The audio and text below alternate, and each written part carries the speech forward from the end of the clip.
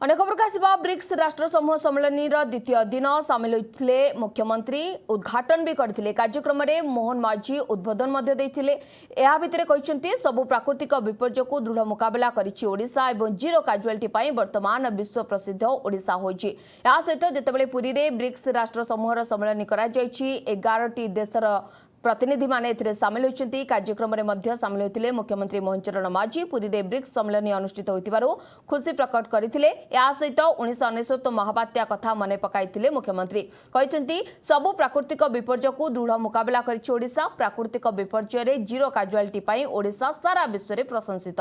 ए बैठक उपयोगी निष्कर्ष आगामी दिन में काम लागिबो। विपर्य श्रेष्ठ परिचालना पद्धति ब्रिक्स राष्ट्र पई उपयोगी हेबो। ब्रिक्स सम्मेलन अत्यंत उपयोगी साब्यस्त हेबो बोली कहते मुख्यमंत्री।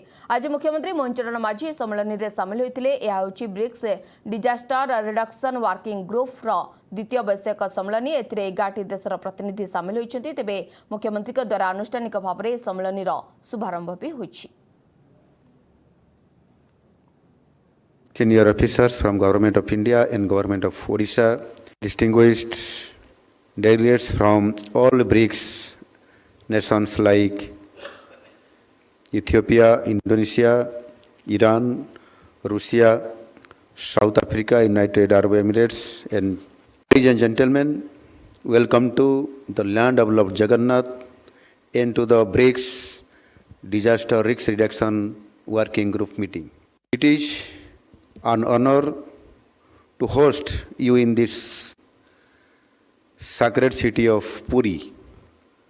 As we know, the theme of our meeting, building for resilience, innovation, cooperation and sustainability, is not only timely, it captures the direction the world must take to protect lives, livelihoods and the future of our communities. तेज बाबद अधिक सूचना आम सहित सीधा सलख जोड़ी होती आम प्रतिनिधि अश्विनी सेनापति। अश्विनी पुरी में जितेबाला प्रथम थर ये सम्मेलन आरंभ कर आयोजन कर 11टी राष्ट्र प्रतिनिधि सामिल होती। आज मुख्यमंत्री सामिल होते।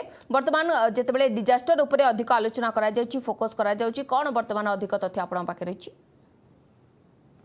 देखो प्रियंपदा आज हूँ ब्रिक्स सम्मेलन द्वितीय दिन ओडिशा रे ब्रिक्स सम्मेलन प्रथम दिन मैंने प्रथम जहाँकि कहवा जाए आज जो ओडिशार मुख्यमंत्री मोहन चरण माझी जो जोग देते तमाम आलोचना करते पूर्व कथा कहतु जहाँकि 1999 मसीहा बात्या कथा कहतु 1999 मसीहा हुड़ुहुड़ु कथा कहतु तितली कथा कहतु फनी कथा कहतु सबूर समीक्षा कराइला जीरो काजुआलिटी नहीं सबुआड़े प्रशंसा। कारण ओडिशा एमती एक राज्य जहाँकि सब प्रति वर्ष प्राकृतिक विपर्य आसी पड़िथाए एवं ताकू केमती निवृत्त करा जिवो एवं ताथुरु केमती लोक सुरक्षित रहिबे एवं सुरक्षित स्थान रे रहिबे एवं सरकार केमती ताको पाखरे सुरक्षित भाव में पहुंची पारे सेतुबे मध्ये तमाम आलोचना कराइतला। एवं जो कहबा 11टी देशर जो हमर अतिथि माने आसीतिले एवं जहाँकि जो ताको टीम माने आसी ताको सहित मध्ये सविशेष आलोचना करथिले। कारण जेहेतु ओडिशा रे प्रथम गिरी करा जाउची सेतुबे मध्ये विस्तृत भाव में आलोचना कराइछि। कारण ओडिशा एक विपर्य स्थान कारण प्रति वर्ष 2 ରୁ 3ଟି बात्यार भय रही थाए एवं कहया गले जेहेतु हम पुरी पाखरे पुरी समूह बेलाभूमि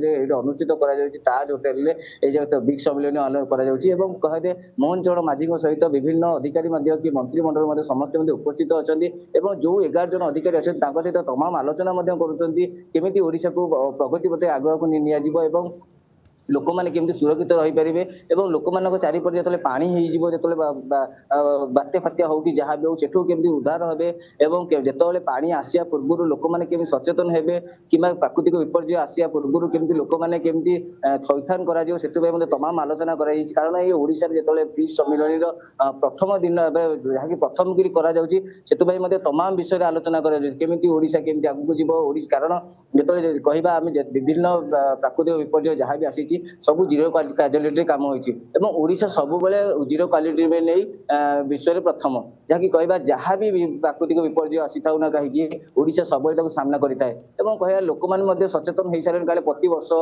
एभली भय आसुची लोक मान मध्ये सचेतन होउछथि एवं लोक मान को आउ सचेतन करिया पे जो ब्रिक्स सम्मेलन करा जायछि एवं ओडिशा रो मोहन चरण माझी को मध्ये अवगत करा जाउछि जे केमिति लोक माने सुरक्षित रही परिबे एवं लोक मान को पाखरे केमिति खबर पहुंची परिबो जे लोक मान पाखरे जो प्राकृतिक विपर्य आसुची ता पाखु ଠିକ ସମୟରେ ସେ ଜିନିଷ ପହଞ୍ଚୁଛି ନା ନାହିଁ ଏବଂ ତମାମ ଆଲୋଚନା କରିଛନ୍ତି ପ୍ରିୟମ୍ବଦା। ନିହାତି ଭାବରେ ଏବଂ ଯାହା ଆପଣ ମଧ୍ୟ ସୂଚନା ଦେଉଛନ୍ତି ବହୁତ ବହୁତ ଧନ୍ୟବାଦ ଅଶ୍ୱିନୀ। ତମାମ ସୂଚନା ପାଇଁ ଅଶ୍ୱିନୀ କୁମାର ସେନାପତି ଆମ ପ୍ରତିନିଧି ଆମକୁ ଏ ବାବଦରେ ଅଧିକ ସୂଚନା ଦେଉଥିଲେ।